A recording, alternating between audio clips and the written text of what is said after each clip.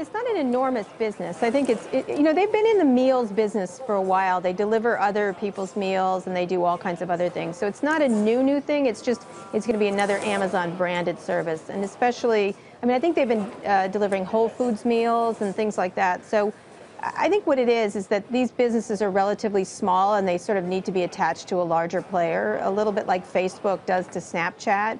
Just takes these innovative ideas and brings them to scale. And that's the problem with a company like Blue Apron or Munchery. There's a whole bunch of them here in San Francisco. I think there's so many of them that deliver this food.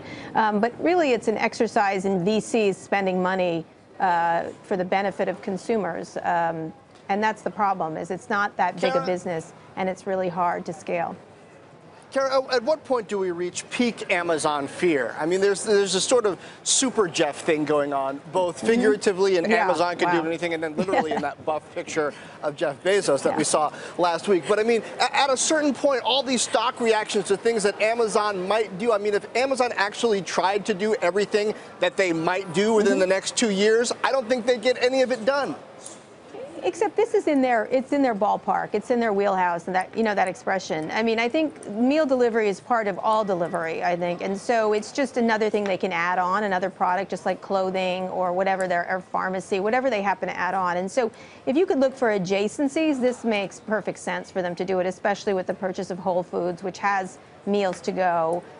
So it just makes sense for them to move into this space. And I don't think that's... You're right, they can't do everything, but they certainly can do a lot of things they already do and add on features and better things that are adjacent. And I think you're going to see tons and tons of that going forward for them.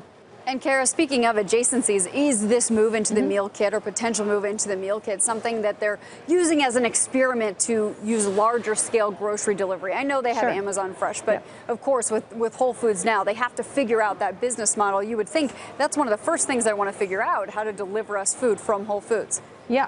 Yeah, I think that's interesting. I mean, I've always thought, I'm sort of muddling, how do they deliver these foods? I mean, food to go is a really enormous area, and it needs enormous distribution. And so you start to think about what do they need to be able to do that, because meals to go are different than groceries. They can put it in a box and deliver it to you. Meals to go have to be relatively fresh. And so some of them are meal kits and various things. I mean, it's still not a business that makes a ton, like there's tons of businesses doing this, and I call it, you know, I always call San Francisco assisted living for millennials, because they get all this amazing stuff. They get all this amazing stuff for free, essentially, with these very inexpensive meals. But as you see from Blue Apron or Munchery and others, they're struggling to, and others that have closed, they're struggling to really make a big business of it, because it's such a difficult and complex business to execute on.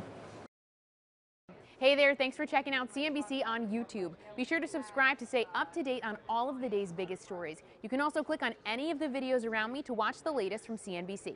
Thanks for watching.